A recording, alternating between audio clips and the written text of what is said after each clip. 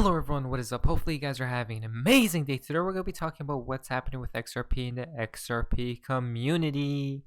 Now in CoinMarketCap, XRP is above 20 cents and looks like Bitcoin is climbing back up to $10,000. And by the way guys, today is June 1st. What does this month have in store for us? But what do you guys think will happen? Are we going to have a pump or go sideways or maybe a dump? But now guys, before we jump into news, I'd like to say I'm not a financial advisor, nor is this financial advice, just for entertainment value only. AMTV Media tweet out.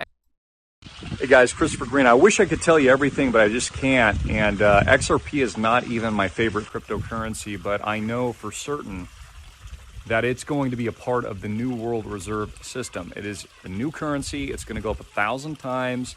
It's already being integrated into all the interbank transfer payment systems. It's going to be huge. So I'm just being honest, I've kind of thrown in the towel. I'm just going to keep buying more and more of it because I know it's the future of the entire digital economy.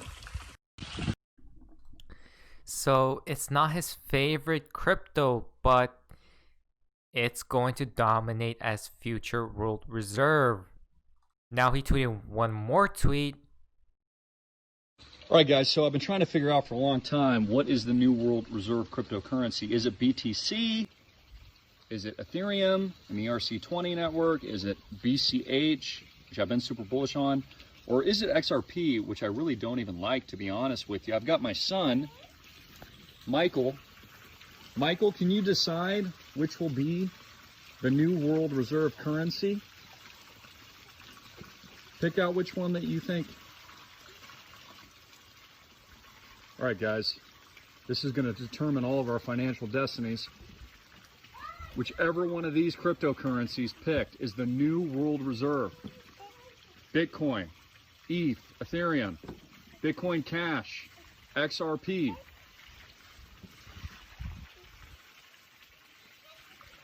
Which one is it, Michael? XRP. We have a winner. XRP? 1,000 times. Dude, you can't trade on leverage, man. You've got to be prudent with your financial assets. So that was a cool video right here. I mean, it's undeniable that it's XRP. Again, guys, it looks like more people are being bullish. XRP Yo-Yo tweeted out.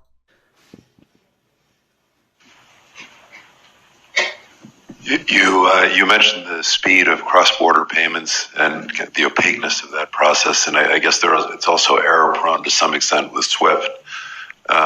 Santander seems to be trying to approach it with a partnership with Ripple.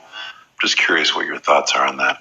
So I do think that of the use cases out there, cross-border is one of the most compelling. We know that intermediation chains cross-border are long and quite opaque, and they're slow, and they can be quite costly. So my sense is that technology with appropriate safeguards could make a material impact and likely will. And it may well be through a partnership model. I don't want to pronounce on any particular approach, but there are a variety of partnerships out there that are trying to innovate and to reduce frictions and increase transparency for those cross-border transactions. In my sense, I'm fairly optimistic that there are some good solutions out there that don't necessitate a global stablecoin. Well, thank you to Adam for a very kind introduction, and it's always a pleasure to be here at Peterson. There's a long history of technological advances challenging the prevailing notions of money, from the trading of coins to the use of paper currency to the electronic debiting and crediting of funds on the accounts of banks. Today, efforts by stable... Did you guys hear him say Ripple? XRP the standard. Next, it comes from XRP Crow. The environmental impact of Bitcoin. You guys can check that out. Now, remember guys, we already seen this gold, Bitcoin, and then XRP looks clean and fresh. Boy, XRP tweeted out. People really being excited about that. I mean, that is threatening for states that you have a currency that they can't control. You know, at what point would Bitcoin grow to what growth would have to happen for US or China to get upset about Bitcoin and to really crack down on it? I think this is more of a positioning problem. If you, like right now, China is that's where we're getting most of our traffic right now in Ripple, and that's happened in the last month. And 3 months ago, you'd have said China would have been the last place. The government would have never allowed this. But it looks like it's sort of happening there. But if you start talking about killing the dollar, killing the renminbi, destroying central banks, you are not going to have a lot of success there. So if you talk pragmatically, I think everybody gets that this is about commerce, and that's a good thing. As far as the central banks, is there really an issue here? There really isn't, in my view.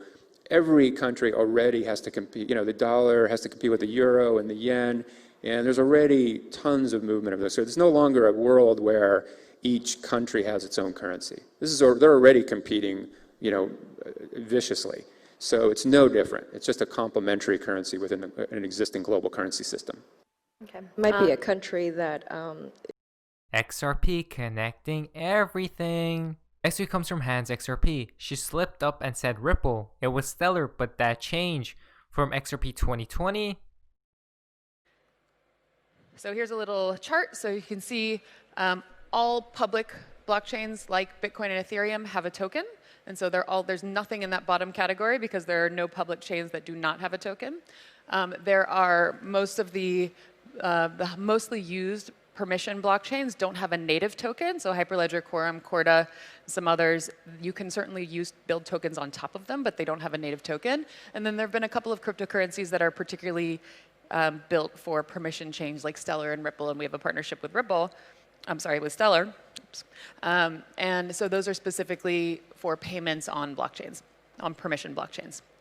So end it with a visual. The visual basically is that this is what it looks like to operate in business without blockchain, meaning you have lots of different business participants. They're all transacting, so all of these nice little lines are transactions and assets being transferred, and everyone is keeping a different book of records. So all of these different colored records are different books. There might be reconciliations. People might have different accounting practices. They might have errors. You don't know, but they're all different, and so it can be very inefficient and expensive and vulnerable to attacks. The blockchain is essentially one ledger where everyone writes to the same blockchain, and it's all the same thing. So there's no reconciliations. It's all the same ledger. Again, you might have visibility into one piece of it, but it's all writing to the same thing. And the exciting part is, like any new technology, it can make things better, faster, cheaper, but it also unlocks a whole bunch of stuff that you can do now that you couldn't do without blockchain.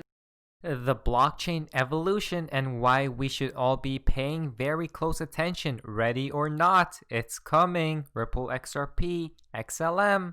Now guys, where's the fun part of XRP in the XRP community? Blueshy tweeted out, Ripple's employees know the true price of XRP. Go speak to them.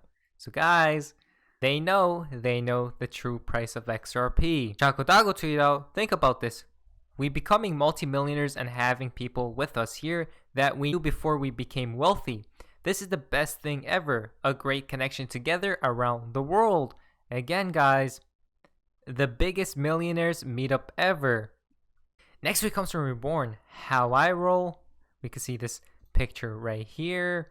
We can see everyone else, and this is us guys. Joker XRP tweeted out, never has the world been more prepared for the new world order to take place. You're a part of the digital industrial revolution. Control of information, fully digitized financial system, nano machines, digital profiles, in-depth tracking surveillance, complete control. XRP. So who is ready? Who is ready? The final tweet for today's video comes from Mr. Pool. We can see this word right here. Now if we go down, payback time. We can see good afternoon, good evening, and good night. So guys, it might be happening sooner than we think. But anyways guys, hopefully you guys did enjoy today's video. If you guys did, please leave a like, subscribe if you guys haven't already. I'll see you guys in the next video. Hopefully you guys are having an amazing day. And you guys, see ya. This is the beginning of the greatest economic cycle this country has had since World War II. And I knew the things that Donald would do. And he hasn't even got started. But this is the eye of the motherfucking storm, the perfect storm. It ain't never going to get any better. Never. This is perfect for the QLA model.